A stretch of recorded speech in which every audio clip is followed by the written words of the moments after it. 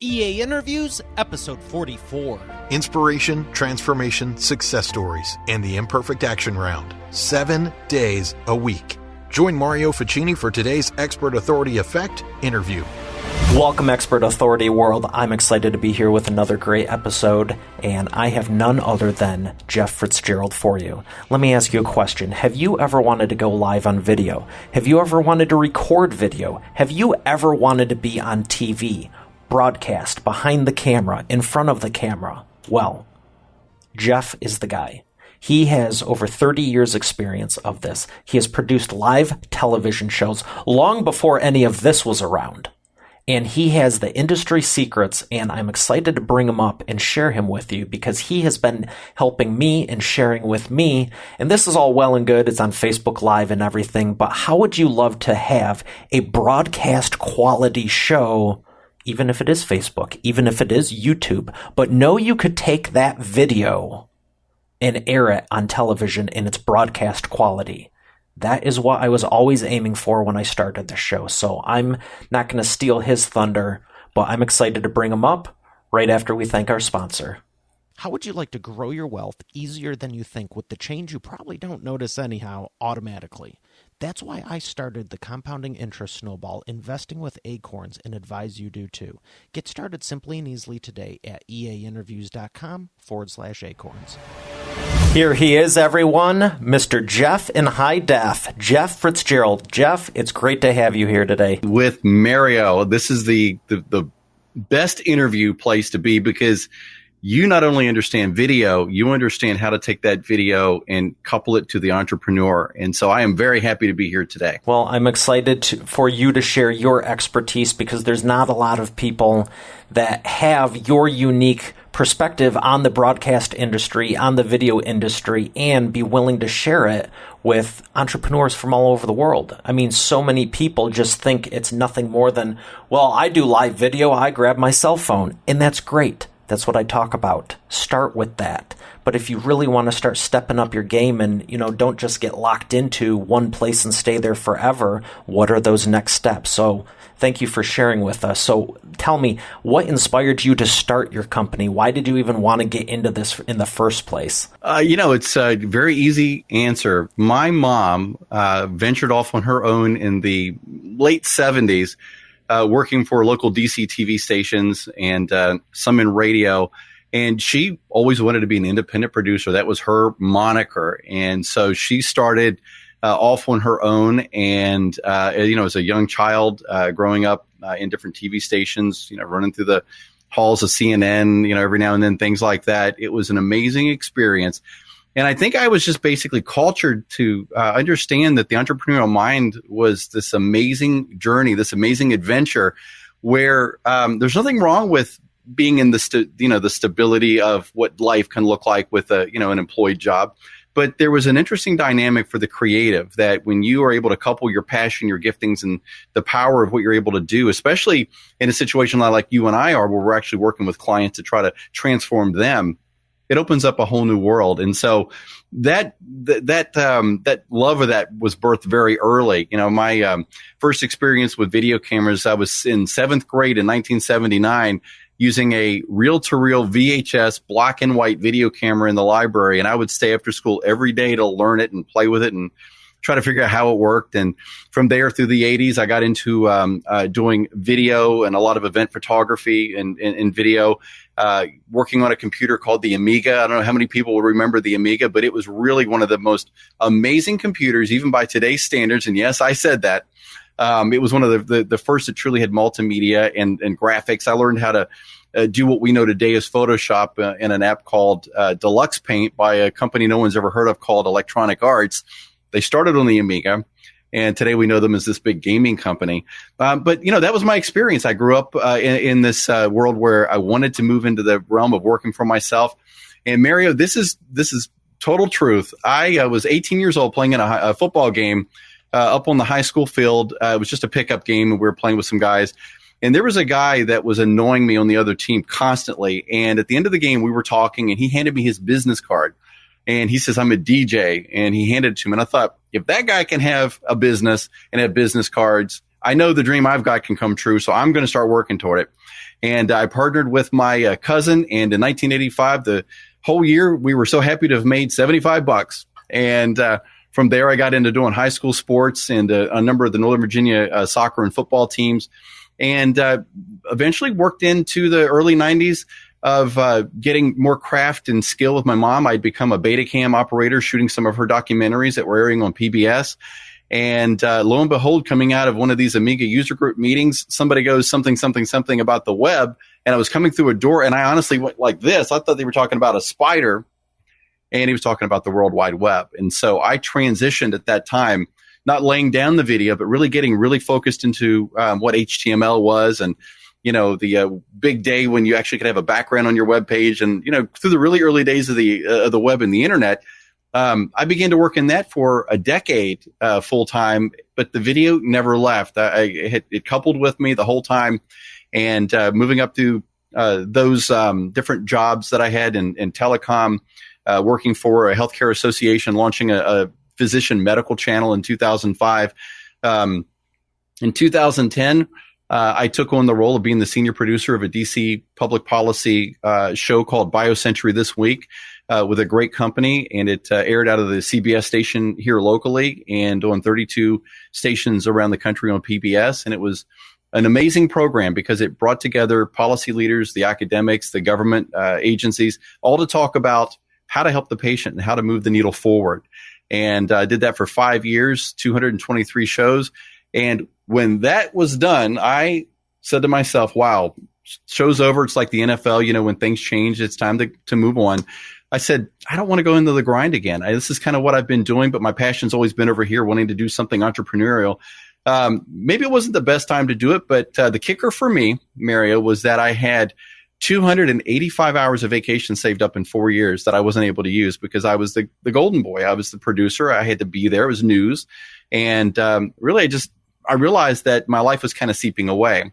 And so whether I was going to hit the guardrails or not, I was going to do this thing and start Jeff in High Def in February of 2015. Had a great separation from my company. They wished me well, helped me in so many ways.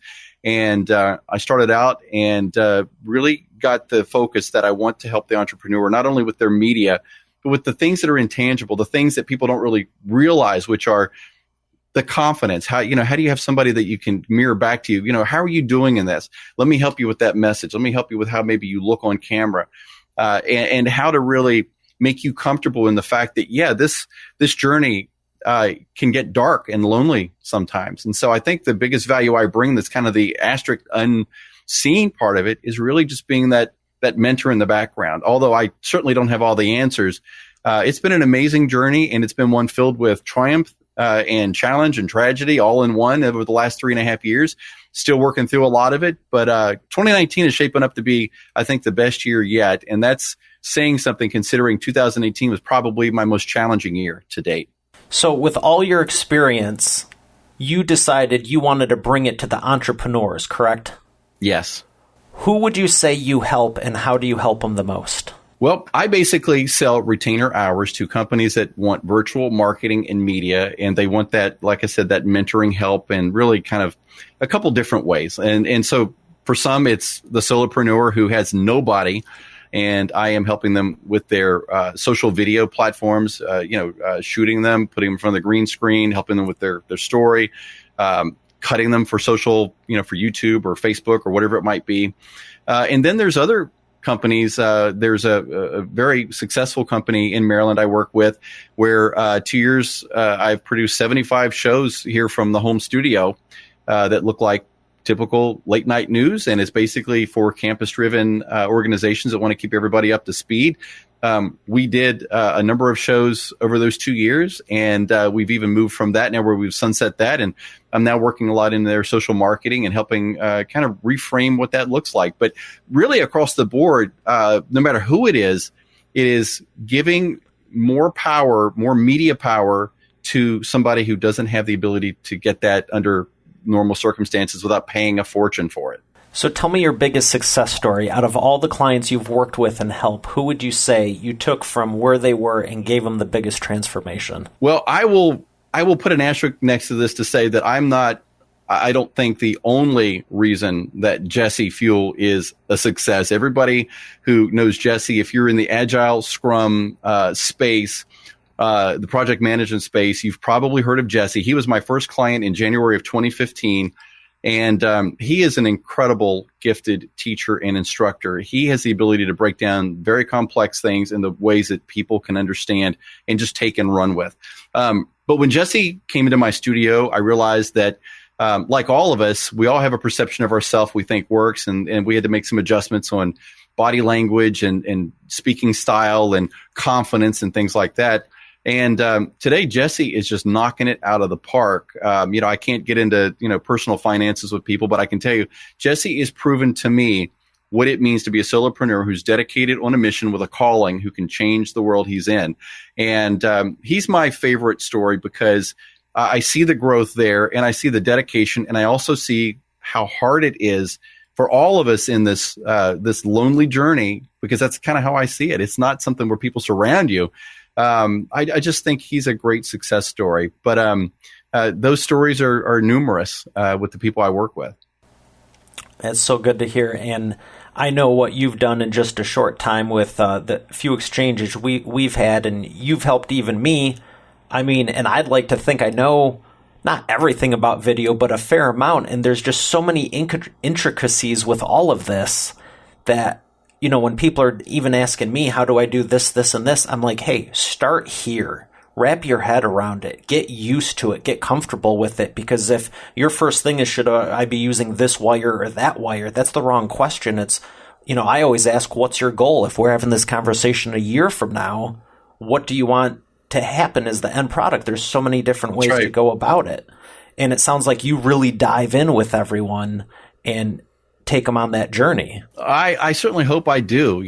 For me, it transcends the business and those things.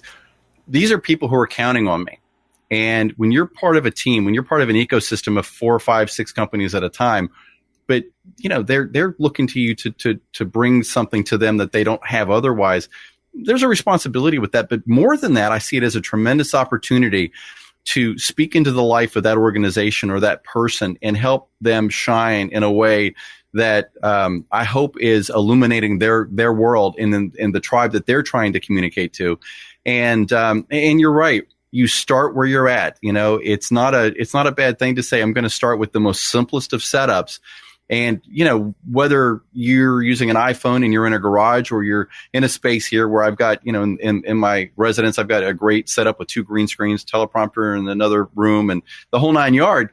None of that matters if you don't know how to tell a story, if you don't know how to tell about your value, and you don't know how to communicate in a way people actually are wanting to hear what you're saying, and they can feel free to approach you and ask questions. And there's there's kind of a transaction, there's a give and take there. But no, I hope that, I know I'm helping the people I'm working with. I hear it constantly, which is a great thing. But it's always good to think about like the one success, and Jesse would be that for sure.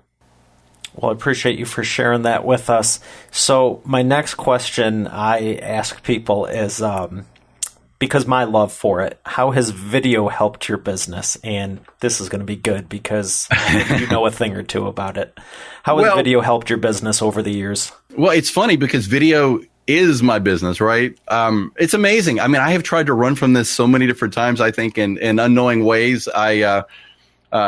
In 2007, I actually was flown down to Atlanta. I interviewed with the Atlanta Falcons to be a Flash programmer. I'd gotten very heavily into the web and was doing a lot of that. And I built this almost like an ESPN video I sent to them with me in an Atlanta Falcons jersey, and got the whole tour and everything. And, I've tried in different seasons of life to figure out, should I go in another direction? Because I kind of love all of it, graphics and streaming and interactive applications. And plus, I like, as you've noticed, I've never met a microphone I didn't like. I love to talk and be on camera. But it's never gone away. It's always been part of who I am. It's part of my ecosystem. And video has benefited me in amazing, tremendous ways.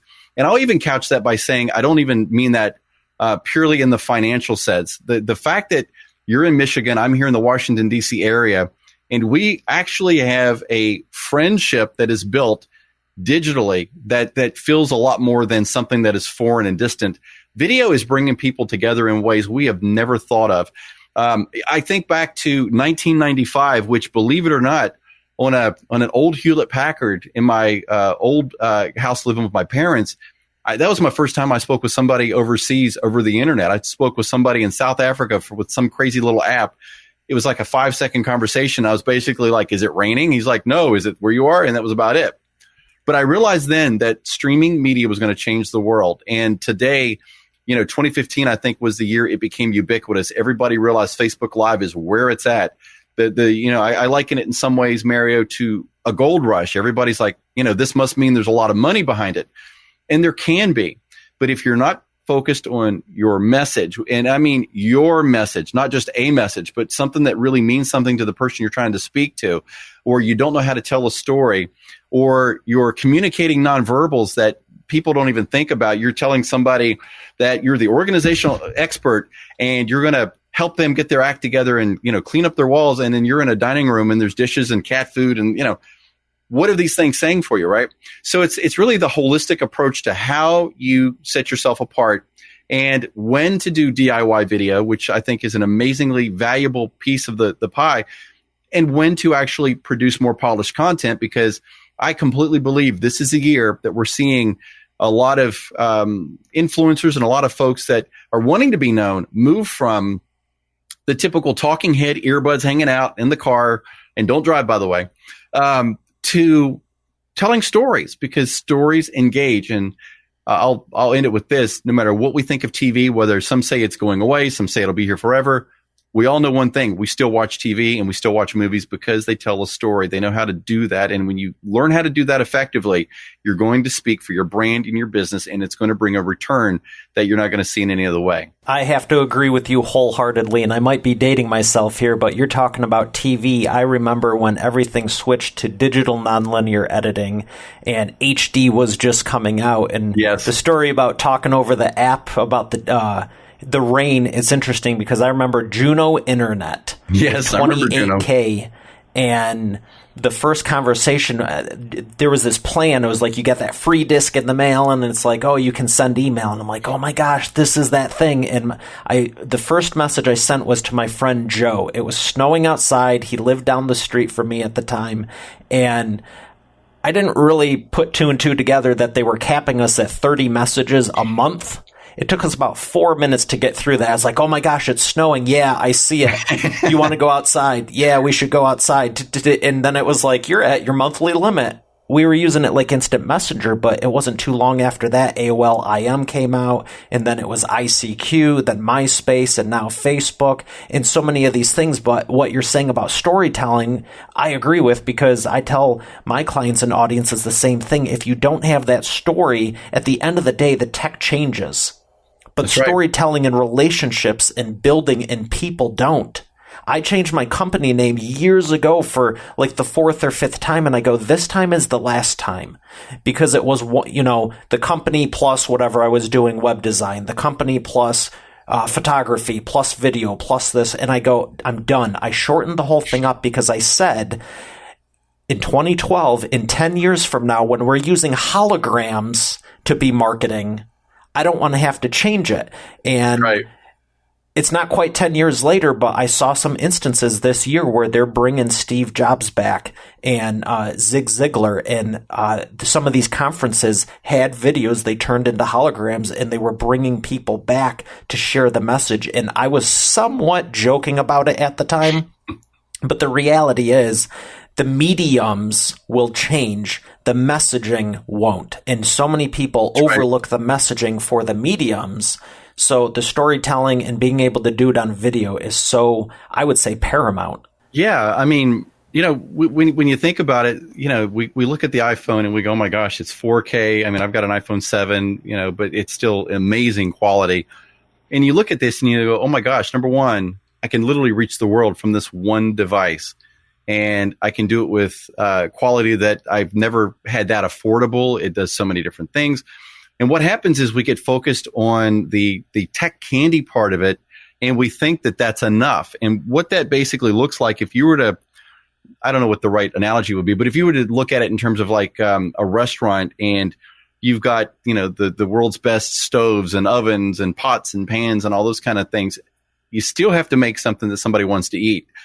But nobody thinks of it that way. We literally think that we're in a quantity mentality, I think now socially, Mario, where I'm just going to push every day. I'm going to put stuff out, put stuff out, put stuff out. And it's funny. You look at their first video and you go 2 or 3 years down the line on Facebook, and they literally from an production improvement perspective, they're not really improving how they look or what they're doing. It's the same chair, the same dining room table. Instead of getting out and taking somebody on your journey, I think it was Walter Murch who, and if I'm not mistaken, I think he edited The Godfather. I can't remember for sure, but he had a great saying, and it was show, don't tell. And if you take nothing else away from today's interview, that's what you need to remember. It's a video camera that's mobile for a reason. Take this out of the dining room. Take it out of your home and begin showing the world what you're talking about. Take them with you. And I mean even more than the dog walk, and certainly not when you're driving. I say that because I'm a past president of a fire department, and so I'm big on that. But take them on a journey. If you're talking about cooking, interview the local baker, those kind of things. Go to where they are. Show what those ingredients look like. Show what that looks like, because that looks a lot more like TV. And it's not as hard as you think when you do it. And there's always, the training online, and there's always ways to get better at it. But we're just in a world where I think people associate the availability of media with it being successful media, and the two are completely different. Jeff, I appreciate you talking about that. It is so crucial to be taking people on the journey, and not just taking them on the journey, but enjoying it while they're on it and using that storytelling to get them to that next level. So I appreciate you for sharing with us. We're going to thank our next sponsor and then jump into the imperfect action round. Are you ready? I am ready. Invest automatically, save for later, and spend today. That's why I love Acorns. I used to think spare change didn't make a difference and saving and investing was an old-fashioned manual process. It's not. And it's a game changer. If you're not leveraging compounding interest in your business and life, automatically you're missing out. Acorns not only makes saving and investing easy and automatic, it makes it even more valuable by investing with diversified portfolios, spare change, extra cash, and rounding up everyday transactions. You can even set recurring monthly investments in the amount you desire. To make good great, there is also a debit card option that will continue to help you save and invest even further when you spend. Plus, no minimum balance and overdraft fees. Now, for the cherry on top. They have partnered with 250 plus companies and brands, and growing, with their Found Money program to invest back a percentage into your account with the everyday purchases when you shop. 2 of which you're probably listening to this right now through an Amazon or Apple device.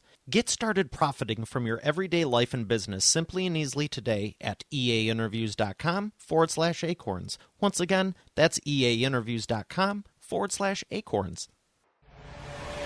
So here he is again, everyone. Jeff Fritzgerald. We're going to go rapid fire here, 60-second answers. First one, what is the biggest problem you see your audience making, and how can they fix it?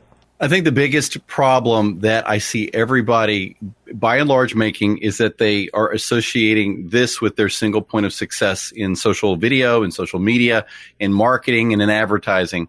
And I think that if you're going to be successful, as we kind of alluded to here a little earlier, you need to understand that it's more than the technical capturing of video frames and sounds and those things that make a video worth watching. Certainly, if it's a promotional marketing piece, it's got to have a real call to action. It's got to really explain your value to the people you're doing, that you're presenting to. And I think the big mistake people make is that they just assume that by literally quantity of video on the internet, that somehow equals a return on an investment. And I don't think it does. I'd have to agree with you 100%. That's a great answer. So the second one is, what is the fastest path to the cash? You alluded to it doesn't equate to success.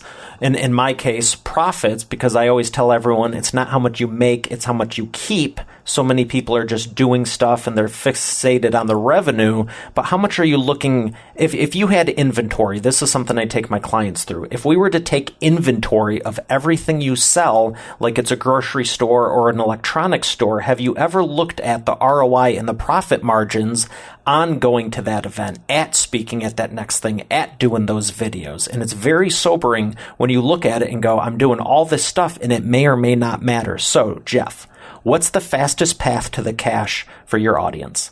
I think it's actually the flip side of this equation from question number one, which is you need an intentional focus. You need an intentional plan to capture the audience and the attention and really push that message forward. And if you're going to do it, you're going to have to do it in a way that I believe is going to involve somebody who that's where they fit. Obviously, I'm a little biased. This is what I do, but you can't do this alone. You're doing everything alone, running your business and doing everything you can night and day. And now you're going to be a media person. I don't know that that's obviously the smartest thing if you've got the ability to bring in help such as myself, or can leverage learning tools online to be able to communicate through telling a story with your video with a clear call to action versus just putting up a video going, hey, I'm here again. It's 5:00 and I hope you notice me. Very good. Now, the last one, customer lifetime value. How would you say is the best way to maximize it? I think clearly the best way to maximize your customer lifetime value is for you as the person who's selling and providing the services to really value your customer. Understand that they are human, that they have needs, not just the ones they're paying you for, that they have a life all their own, that they're trying to get through. There's challenges on them. Be flexible with your customers. Be available sometimes when it's not convenient for you. Go the extra mile. You hear that an awful lot, but I really believe that people can tell when you really like them. And I'm even going to go as far as to say people can tell when you love them. And I think when you show the love and you're showing value, not because of just the things you're able to spit out and, hey, you're great at this and that, but people can tell you really have their best interest in mind. Number one, it opens up trust. It opens up the spirit where people are now giving you more real estate for you to be able to dream, and they'll trust you with the vision a little bit more. And so I believe you value your customer, that is going to be the greatest investment you're going to make into them and yourself. I love that answer because you bring in the human component, and I always love working with people that are heart-centric, aligning with them, because there's so many people that are just focused on the business. They go, well, the greatest way to maximize customer lifetime value is bean count or something, 0.5%. Yeah, we just lost 200 followers. Yeah, yeah. Yeah, what are you doing to impact their life on a personal level, and what is it really doing? And I'm so glad you touched upon that. So, Jeff, in closing, let's let everyone know where they can find you at. Well, you can always check out www.jeffinhighdef. That's short for high definition, but it's jeffinhighdef.tv. And there you'll see my portfolio of my work, and you can certainly get get in touch with me, look at all the types of videos that are produced. And then if you want to talk about retainer and the consulting aspect, all those wonderful things, all that is a free conversation. And if I can really help you, then I want to make that happen for you. Very good. And did you want to touch on what we were talking about before we jumped on camera, what you're launching soon? Yeah, I'm actually working on a new online live training course for premium entrepreneurs that really want to move ahead in their video game. And I'm not talking about the typical landscape we see a lot with people saying, hey, I'll get you comfortable in camera, and here, hold your phone this way. Those are all part of it. But what I'm looking for is the entrepreneur that really wants to own and dominate their media, just like what we're seeing with you, Mario. You're a great example of this. People that want to really have that studio set up somewhere in their office or their home, and they want to be able to produce media that rivals television. And if you go to jeffinhighdef.tv and you take a look at one of the shows, A7FL Nation, that's a great example of what I can do from the house. That was something I produced by myself. Every bit of it was in a home at the base of the Blue Ridge Mountains, and it doesn't look like it. It looks like a sports show, because I can make that happen, and I can certainly show anybody how to do those things.